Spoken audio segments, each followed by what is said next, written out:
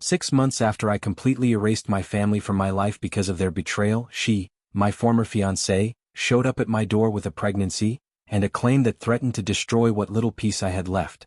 My answer was simple: a paternity test.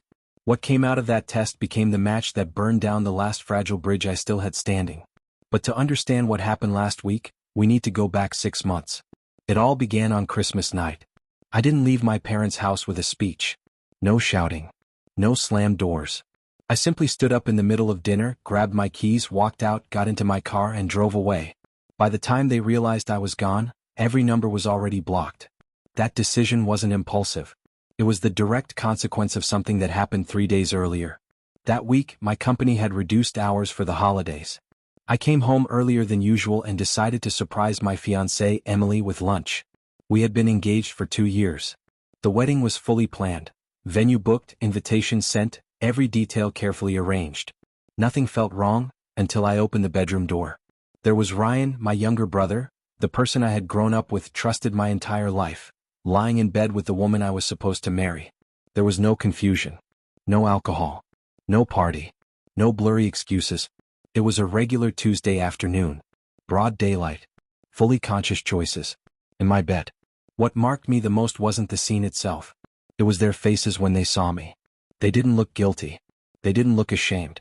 They looked annoyed, as if I had interrupted something important. I didn't scream. I didn't hit anyone. I stood there for a few seconds, turned around, grabbed my laptop, my keys, and left. Everything else stayed behind. I heard Emily calling my name, scrambling to get dressed, but by the time they reacted, I was already driving. I spent 2 days in a hotel without answering calls or messages. Still, a naive part of me believed that when my family found out, they would support me. I was wrong. Emily talked to Ryan. Ryan talked to my parents. By Christmas, everyone knew. My parents called and said we should still spend the holidays together.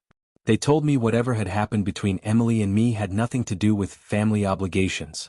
That sentence should have been my warning. But I went anyway. Ryan was there, sitting at the table like nothing had happened. My mother had cooked his favorite meal. My father greeted him with a hand on the shoulder. My sisters chatted with him about his new job. Everything felt normal. Except for me. Emily wasn't there, which was the only relief. I lasted about 40 minutes. Long enough for appetizers. Then my mother casually brought up the wedding. "So, have you two worked things out?" she asked, like she was talking about a delayed appointment. I said no. That the relationship was over. My father sighed, put down his fork, and said he couldn't believe I was throwing away 2 years over a mistake. I looked at Ryan. He avoided my eyes. "A mistake?" I asked. "Sleeping with my fiancée in my bed is a mistake?" My mother said he was going through a hard time. That he hadn't meant any harm. I laughed. Actually laughed. My older sister jumped in, saying there was no need to be so explicit. We were eating dinner. My younger sister added that I was ruining the family atmosphere. That was enough. I stood up and grabbed my coat. My father tried to calm things down, asking me to sit and talk like adults. I told him there was nothing left to discuss. They had already chosen a side. Ryan tried to downplay it all with a "don't be like that." I looked at him closely. This was the same brother I had helped with homework, loaned money to, covered for when he messed up. And there he was, eating calmly, while my parents justified the destruction of my life. That night, I blocked everyone. I mailed the engagement ring back to Emily. Within a week, I moved out of the apartment we shared. I rented a smaller place on the other side of the city. Paid 2 months in advance. Asked my boss to work remotely for a while. He didn't ask questions. The first month was brutal. I barely slept. Ate worse. Worked endlessly just to avoid thinking. By the 3rd month, I started to feel human again. I joined a gym. Started running. Took up woodworking just to keep my hands busy. By the 6th month, I wasn't happy, but I was stable. I had routine. Silence. Peace. No forced forgiveness. No fake reconciliation. Until last Tuesday. I came home around 7 p.m., heated some food. Sat down to watch a game. Then there was a knock at the door. I wasn't expecting anyone. I looked through the peephole. It was Emily. Visibly pregnant. Crying in the hallway. She tried one last time. First came the victim role. The rehearsed story of confusion, fear, a woman overwhelmed by circumstances. None of it worked. I didn't react. So she changed tactics. "Fine," she said, lowering her voice slightly. "But can we at least talk inside like adults?" "No," I answered without hesitation. She blinked, uncomfortable. Why are you being so cold? I already knew the answer. Because 6 months ago you destroyed my life, I said calmly. You lost the right to understanding, closeness, or empathy the moment you lied. The only thing you're getting now is exactly what you asked for, a DNA test that confirms or rules out paternity. Nothing more. She opened her mouth as if to argue, then closed it again. Silence. I took advantage of the moment. I reached into my wallet and pulled out a card I'd been carrying for weeks. This wasn't spontaneous. I had already researched clinics, procedures, timelines. Deep down, I always knew this scenario was possible. This clinic is downtown, I said evenly. They do non-invasive prenatal paternity tests. Call them. Schedule the appointment. Send me the date and time. I'll be there. Until then, don't come back here. I extended the card. She didn't take it right away. She stared at it like it was dangerous, like accepting it meant losing the last bit of leverage she thought she had. Finally, she snatched it from my hand. You're going to regret this, she said quietly. Maybe, I replied. But if I do, it'll be on my terms. I closed the door without another word. Locked it. Stood still and listened. For several seconds she didn't move. I counted 30, maybe 40. Then I heard her footsteps fading down the hallway. No knocking. No yelling. Just silence. I went back to the couch and picked up the glass I'd left on the table. That's when I noticed something surprising. My hands were steady. No shaking. My breathing was normal. No panic. No anxiety. No doubt. If the baby was mine, I would take responsibility, support, legal agreements, custody if appropriate. Everything done the right way. No emotional chaos. No reconciliation attempts. No personal relationship. Just clear, structured co-parenting. Nothing else.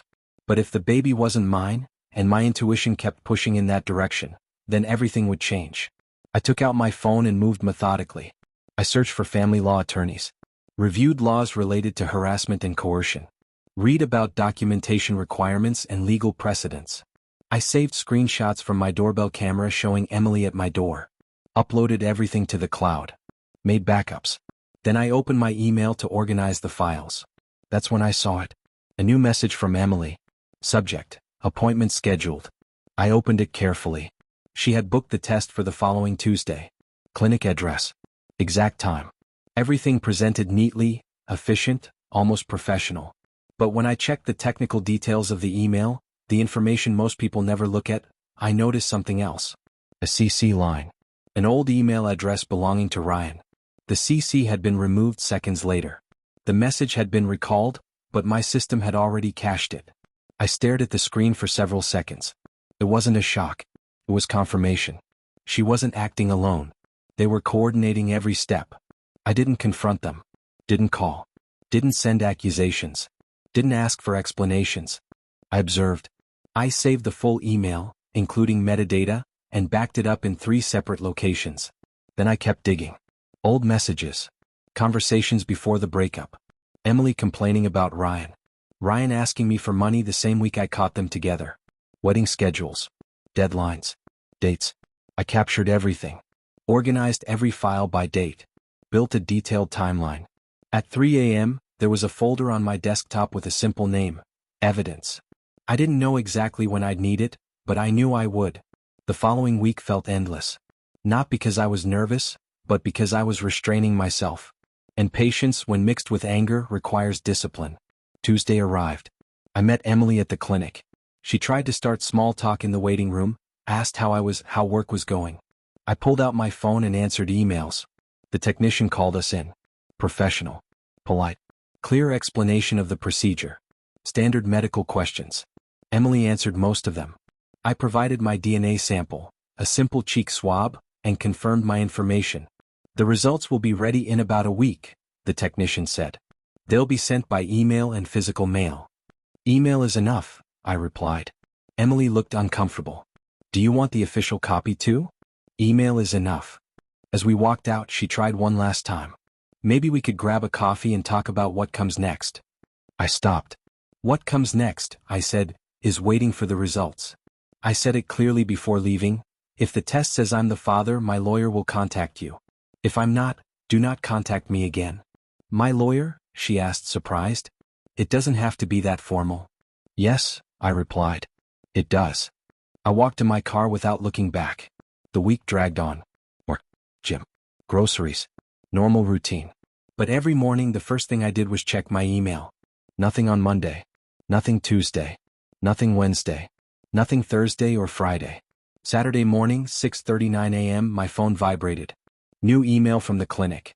Subject, paternity test results. I was still in bed. I sat up slowly and opened the message on my phone. I read the first line. Then read it again. And in that moment, I knew that whatever happened next, I would no longer react from doubt, but from truth. I read the report a third time, just to be absolutely sure I wasn't misinterpreting anything. Probability of paternity, 0%. Not 15. Not 5. Not even 1. 0. I placed the phone on the nightstand and stared at the ceiling for several seconds.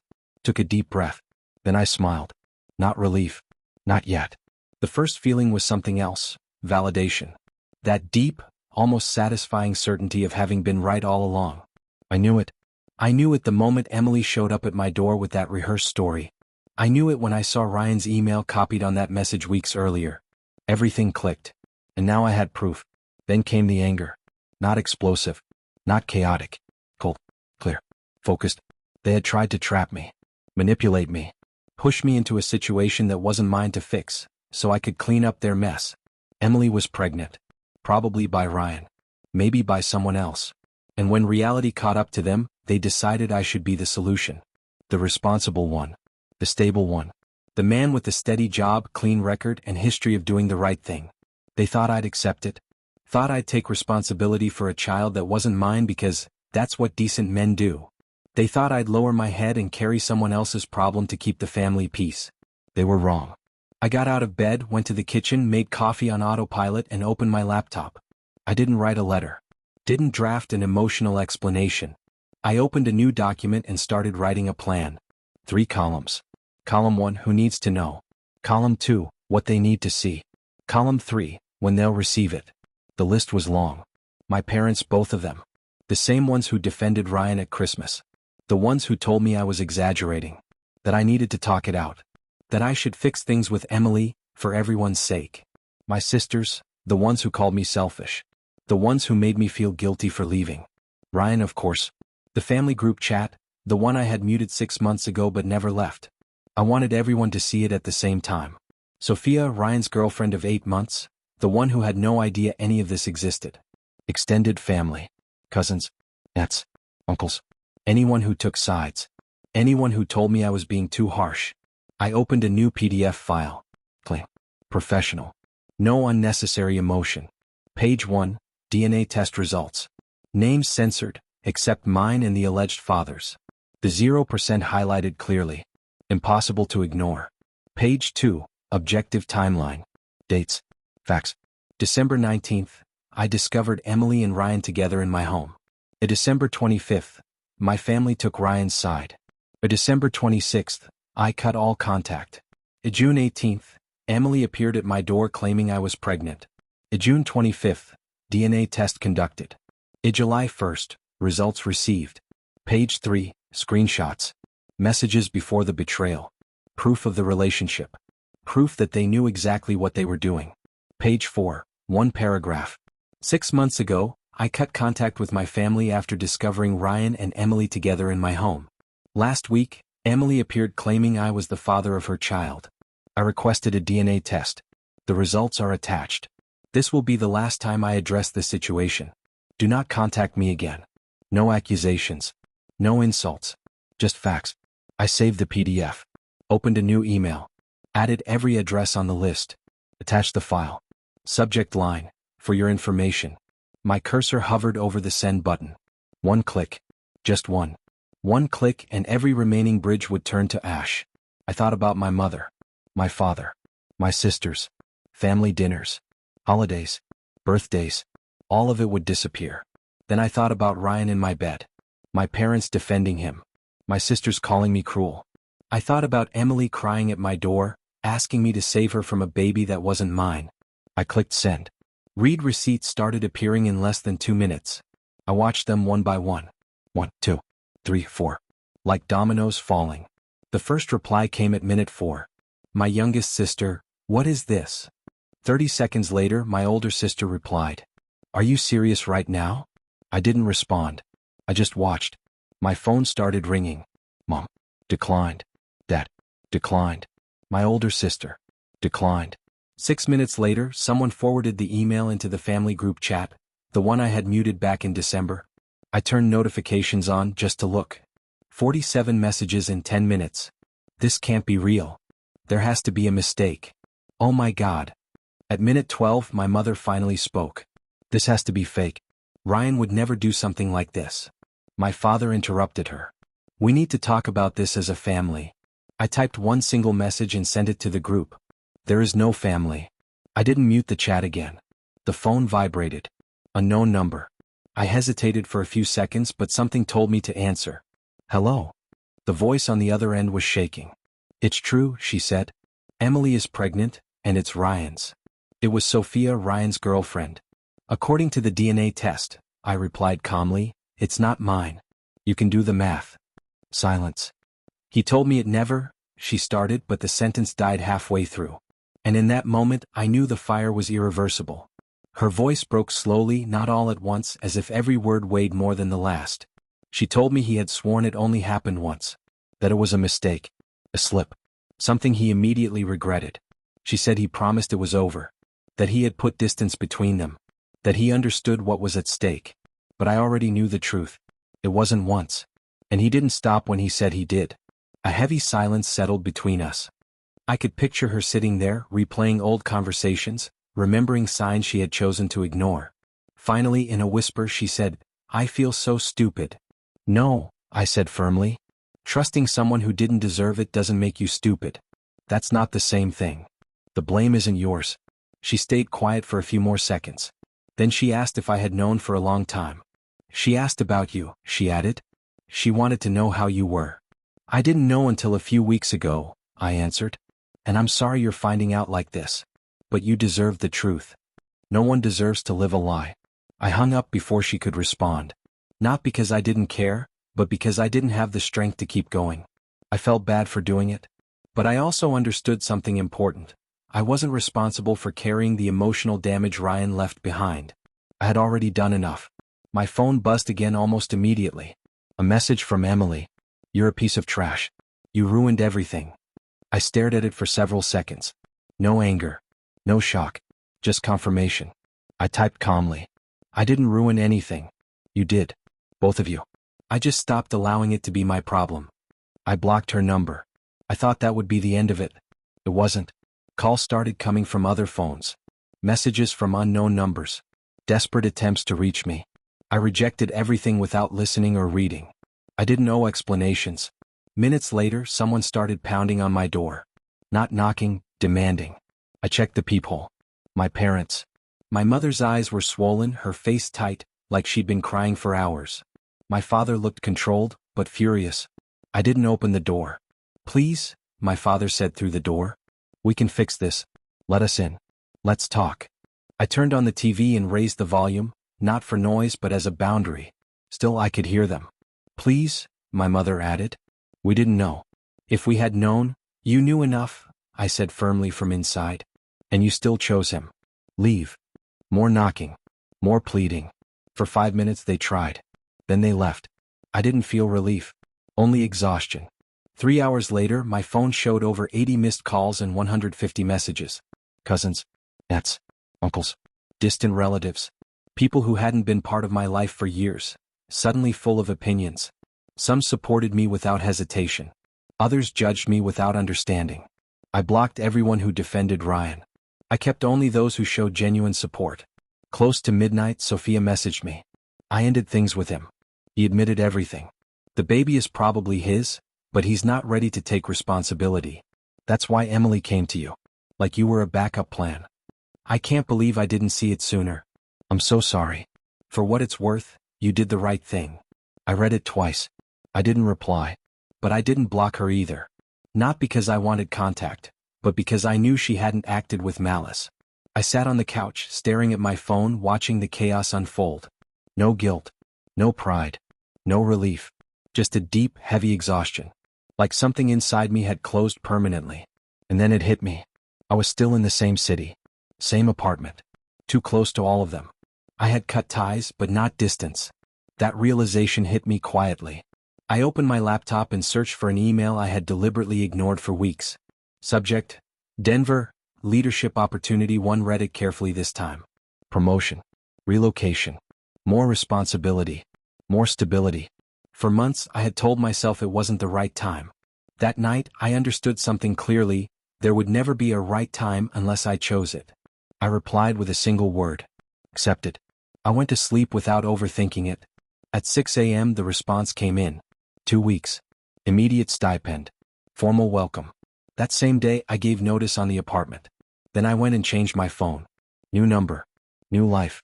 I informed exactly 5 people. No one else. No announcements. No goodbyes. I simply disappeared. The days that followed were quiet.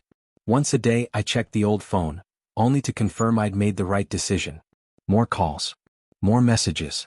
None deserved a response. Sophia sent 2 updates. The first confirmed the inevitable. The second detailed Ryan's collapse. He lost his job. Lost the apartment.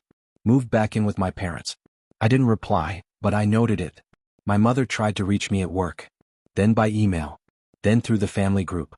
My older sister was the only one who understood. Silence. For the first time I think they realized this wasn't a pause. It was permanent. My younger sister tried appealing to family.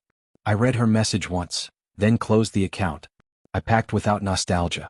No ceremony. Everything from my old life left that apartment. Sold. Donated. Discarded. By day 10 the place was almost empty. A mattress on the floor. 2 plates. A TV on a folding table. Nothing else. And for the first time in a long while, it felt right. Everything was either coming with me to the new place, or wasn't coming at all. There was no in-between. My last night there was strangely simple. Takeout Chinese food eaten straight from the container sitting on the floor. The laptop leaned against the wall playing a basketball game on mute. No music. No nostalgia. No dramatic goodbyes. Just me. An empty apartment. And an unexpected feeling. I felt lighter. Not happy, not yet. But lighter. Like I had been carrying invisible weight for years and, without realizing it, had finally set it down. I slept deeply that night. No dreams. No jolts awake. The next morning, Saturday, was moving day. Everything I owned fit into my car. 2 suitcases. 1 medium box. My laptop backpack. That was it. My entire life fit comfortably into a sedan. Before leaving I looked around one last time. Bare walls. Clean floors. As if I had never lived there. I locked the door, dropped the keys in the landlord's mailbox and sat behind the wheel. Engine on. Then my phone vibrated. Unknown number. Only 5 people had that new number. I should have ignored it. I should have driven away and never looked back. But something, still don't know what, made me answer. Son. My father's voice was broken. Bro. Please don't hang up. I stayed silent. Your mother is devastated. She hasn't slept in days. Pause. And Ryan, he's not doing well. He's coming back home. Everything is falling apart. Another pause. We just want to talk once. Please. I sat there with the engine running, the car packed, knowing Denver was 14 hours away. Everything I had built over the last 2 weeks, the clean break, the new beginning, the distance, depended on what I said next. Talk, I said. You have 2 minutes. I heard him inhale. Cars in the background. He was probably outside so my mother wouldn't hear. I know you're angry, he began. And you have every right to be. But we were trying to keep the family together. Ryan made a mistake. Yes, I interrupted. And he's still your son. Silence. We thought if everyone calmed down. I cut him off. You're not calling because you understand what you did. You're calling because you don't like how it ended.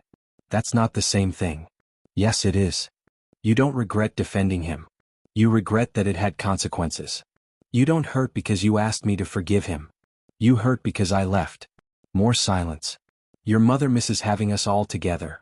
She misses the image, I replied. Not the truth. She didn't understand she chose wrong. Ryan isn't suffering because he learned something. He's suffering because his actions finally caught up to him. And you, I paused. You're calling because now the family looks bad. Because people are asking questions.